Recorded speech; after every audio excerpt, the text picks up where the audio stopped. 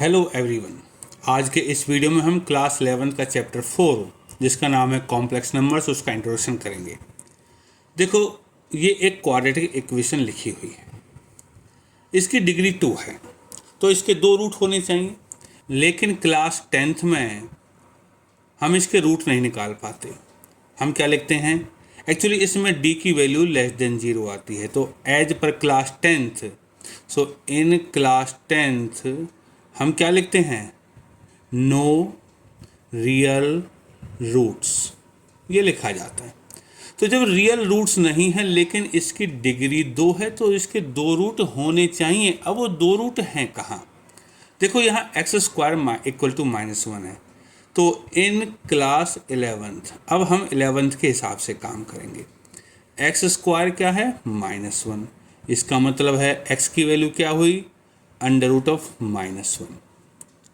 देखा जाए तो अंडर रूट -1 का नहीं निकल पाता, तो हम क्या करते हैं, अंडर रूट ऑफ -1 को एक नया वेरिएबल देते हैं जिसका नाम है iota, IOTA, iota.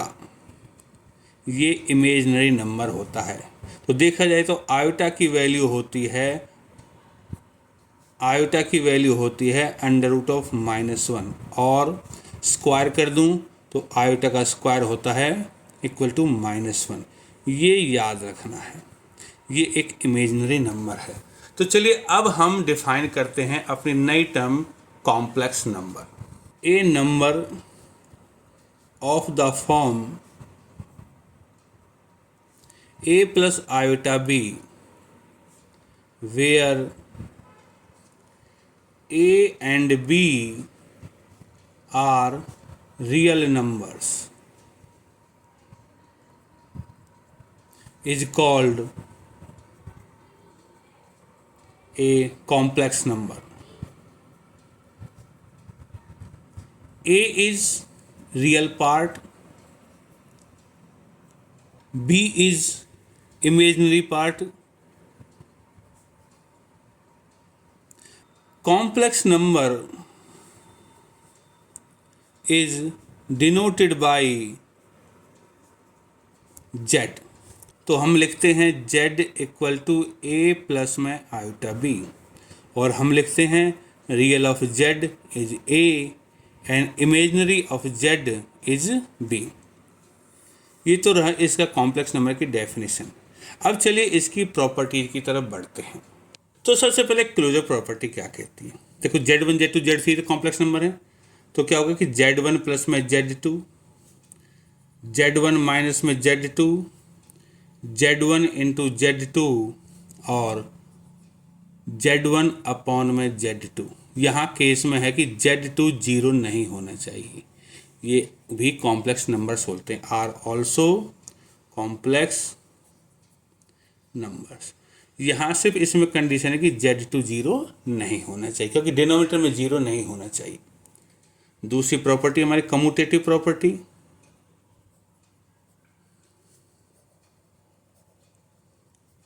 Commutative property क्या कहती है कि Z1 प्लस में Z2 equal to Z2 plus में Z1, ये तो एडिशन वाली है, और Z1 into Z2 equal to Z2 into Z1, ये मल्टीप्लिकेशन वाली है। तीसरी प्रॉपर्टी है हमारी एसोसिएटिव प्रॉपर्टी। ये क्या कहती है कि Z1 प्लस में Z2 प्लस में Z3 equal to Z1 plus में Z2 प्लस में Z3, कि पहले इसमें Z2 Z3 को जोड़ दिया, फिर Z1 को जोड़ा, यहाँ Z1 और Z2 को जोड़ा, फिर Z3 को जोड़ा, ये एडिशन में है। और Z1 इंटू Z2 इंटू में Z3 equal to Z1 into में Z2 इंटू में Z3, ये मल्टीप्लिकेशन में है। इसमें Z2 Z3 को पहले मल्टीप्लाई करते हैं, फिर Z1 को, यहाँ Z1 और Z2 को करते हैं, फिर Z3 को। तो ये 3 प्रॉपर्टी हो गई। नेक्स्ट प्रॉपर्टी भी है हमारे पास, फोर्थ प्रॉपर्टी है हमारी डिस्ट्रीब्यूटिव प्रॉपर्टी। ये क्या है, ये है कि Z1 इंटू Z2 प्लस में या माइनस में Z3 equal to Z1 Z2 plus minus Z1 Z3। Plus का है तो यहाँ प्लस होगा, माइनस का है तो यहाँ माइनस होगा। नौ पांचवी प्रॉपर्टी है हमारी एग्जिस्टेंस ऑफ आइडेंटिटी। देखो दो तरह की होती है, एडिटिव आइडेंटिटी जीरो, क्योंकि जीरो को जोड़ने से कोई फर्क नहीं पड़ता, और मल्टीप्लिकेटिव आइडेंटिटी होती है वन, क्योंकि वन को मल्टीप्लाई करने से कोई फर्क नहीं पड़ता। नाउ सिक्स्थ है हमारा एग्जिस्टेंस ऑफ इनवर्स। देखो एडिटिव इनवर्स और मल्टीप्लिकेटिव इनवर्स दो तरह का होता है। एडिटिव इनवर्स क्या होगा, फॉर ए जेड, जेड मतलब complex number, minus Z is additive inverse, और मल्टीप्लिकेटिव इनवर्स फॉर एक जेड, वन अपॉन में जेड इज मल्टीप्लिकेटिव इनवर्स। ठीक है बच्चों, ये तो हो गए हमारी प्रॉपर्टीज के बारे में। अब हमारा नया टॉपिक है पावर्स ऑफ आयोटा, मतलब आयोटा की पावर्स क्या होंगी। देखो आयोटा की पावर वन तो आयोटा ही होती है, आयोटा की पावर टू -1 जो डेफिनेशन में है, आयोटा की पावर 3 होती है आयोटा स्क्वायर इंटू आयोटा, और आयोटा स्क्वायर तो होता है हमारा -1, तो क्या हो जाएगा माइनस आयोटा, और आयोटा की पावर 4 होती है iota square into iota square, ये भी -1 ये भी -1, मतलब कि ये हो जाएगा 1। अब आगे बढ़ते हैं, आयोटा की पावर 5 ये होती है आयोटा की पावर 4 इंटू में आयोटा, और आयोटा की पावर 4 तो 1 होती है, 1 इंटू आयोटा आयोटा होता है। आयोटा की पावर 6 मीन्स आयोटा की पावर 4 इंटू में आयोटा की पावर 2, 4 1 होती है और 2 -1 होती है, तो ये हो जाएगा -1। आयोटा की पावर 7 होती है आयोटा की पावर 4 इंटू आयोटा की पावर 3, पावर 4 1 होता है, और आयोटा की पावर 3 हमने यहाँ निकाले कितना माइनस आयोटा होता है, तो ये हो गया माइनस आयोटा। इसी तरह पावर्स को हम एक्सटेंड कर सकते हैं, तो इसको जनरल रूप में लिख देते हैं कि आयोटा की पावर अगर 4 का मल्टीपल है, 4 से गुना हो रही है, जैसे 4 है 8 है 10 12 है 16 है, तो ये 1 होगा।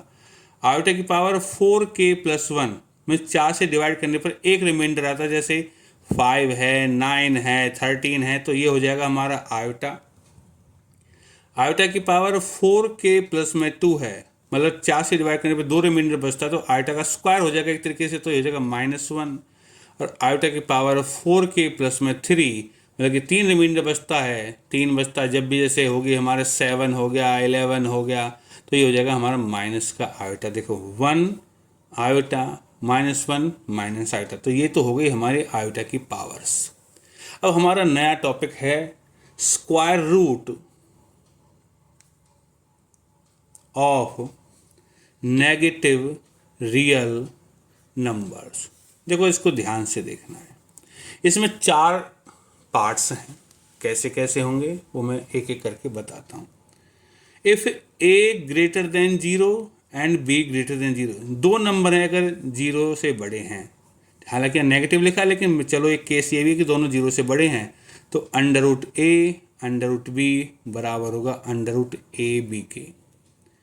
सेकंड है हमारा, ये पहला था, second if a greater than 0 है एंड b लेस देन 0, की एक 0 से बड़ा एक 0 से छोटा है, तो √a √b हो जाएगा √ab। तीसरे में if a less than 0 and b greater than 0, a छोटा है b बड़ा है, तो भी √a √b हो जाएगा हमारा √ab। फोर्थ पार्ट में अब देखो इसमें दोनों प्लस थे, इसमें ये प्लस का था ये माइनस का था, ये माइनस का ये प्लस का है, तो अब आएगा कि a भी छोटा है 0 से और b भी छोटा है, तो इस केस में √a √b हो जाएगा -√ab। ये ध्यान रखने वाली बात है, इस केस में ही माइनस होता है। अब ऐसा होता क्यों है, देखो एग्जाम्पल देता हूँ। आयोटा स्क्वायर होता है √(-1) इंटू √(-1), यहाँ दोनों ही -1 के हैं। अगर मैं मल्टीप्लाई करूँ तो √(-1) इंटू -1, तो क्या हो जाएगा √(-) प्लस होकर 1 बनाते हैं, और 1 का √1 होता है, तो आयोटा स्क्वायर 1 के बराबर हो जाएगा। Not possible. क्यों पॉसिबल नहीं है, क्योंकि आयोटा स्क्वायर तो because iota square equal to -1, इसलिए यहाँ पे ये माइनस लगाया जाता है। चलते हैं नेक्स्ट टॉपिक की ओर। नेक्स्ट है हमारा conjugate of a complex number.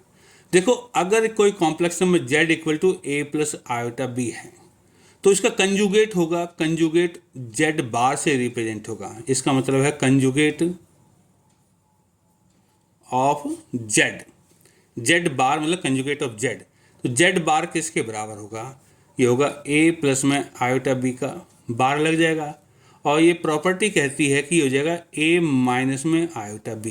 सिर्फ प्लस का साइन माइनस का बन जाएगा, और कभी माइनस के ऊपर बार लगा होगा तो ये साइन प्लस का बन जाएगा। बस इतना याद रखना है कि z equal to a plus iota b है, तो z बार होगा a माइनस आयोटा b। अब इसकी प्रॉपर्टीज के बारे में पढ़ते हैं। प्रॉपर्टीज क्या क्या हैं? z1 प्लस माइनस z2, कि अगर दो नंबर जुड़ रहे हैं उनका इकट्ठा कंजुगेट लें तो z1 का कंजुगेट प्लस माइनस z2 का कंजुगेट, ये सेपरेट सेपरेट का भी कंजुगेट हो जाएगा। z1 z2 का कंजुगेट अगर निकालें तो z1 का कंजुगेट z2 का कंजुगेट, z1 अपॉन में z2 इकट्ठा कंजुगेट यहाँ ऊपर रख देते हैं तो क्या हो जाएगा? z1 का कंजुगेट अपॉन में z2 का कंजुगेट। यहाँ पे रूल है कि z2 नॉट इक्वल टू 0 होना चाहिए, क्योंकि डिनोमीटर में 0 नहीं होनी चाहिए। तो ये तो रही हमारे कंजुगेट के बारे में बात। अब चलो बढ़ते हैं हम modulus. Now modulus of complex number, ये क्या होता है?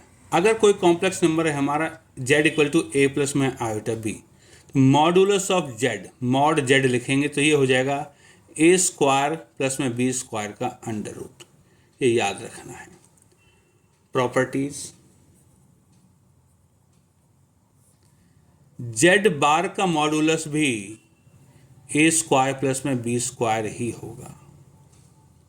मॉड ऑफ z1 z2, ये हो जाएगा mod of z1 mod of z2, और मॉड ऑफ z1 अपॉन में z2 equal to mod of z1 upon में mod of z2, provided z2 not equal to 0।